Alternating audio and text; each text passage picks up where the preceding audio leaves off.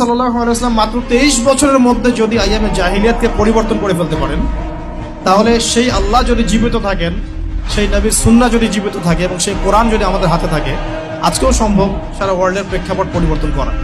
আমরা বড় স্বপ্ন দেখতে চাই, ছোট স্বপ্ন দেখবেন কেন? বড় স্বপ্ন দেখবেন। এই স্বপ্নের উপর দাঁড়িয়েই তো ইনশাআল্লাহ ইমাম মাহদী এই বিশ্বে ইসলাম প্রতিষ্ঠা করবেন না? তিনি কেমন করে করবেন? তিনি তো একা, কেমন করে করবেন? নিঃসন্দেহে তার কিছু মানুষ থাকবে যারা তার মতো করে চিন্তা করে, যারা পরিপূর্ণ ইসলাম পালনে নিজেকে উৎসর্গ করতেও প্রস্তুত থাকবে। এমন তো কিছু মানুষ তিনি নিয়ে আসবেন। তিনি তো পারবেন। ঈসা ইবনে মারইয়াম তো আসবেন, আমি বললাম 10টা আলামত, তার মধ্যে একটা হচ্ছে ঈসা ইবনে মারইয়াম আসবেন এবং তিনি এই জুলুমের ভিত্তিটা উপড়ে ফেলবেন। এটা কি এমনি হবে? অনেক ত্যাগ হবে, অনেক প্রতীক্ষা হবে, অনেক পরিশ্রম হবে। হ্যাঁ, তাদের এফোর্ট থাকবে। সারা বিশ্বের মধ্যে ইসলামটা আল্লাহ যাদেরকে পছন্দ করবে তাদের মধ্যে দিয়ে ছড়িয়ে দিবেন। একবার না একবার কিন্তু এটা হবেই। আমরা জানি আসন্ন সময়গুলো তাদের বিশ্বকে ডমিনেট করার সময়, কিন্তু তারপরে একটা যুগ আসবে যে যুগে ইসলামের সোনালী সকাল কিন্তু আবারও দেখা যাবে।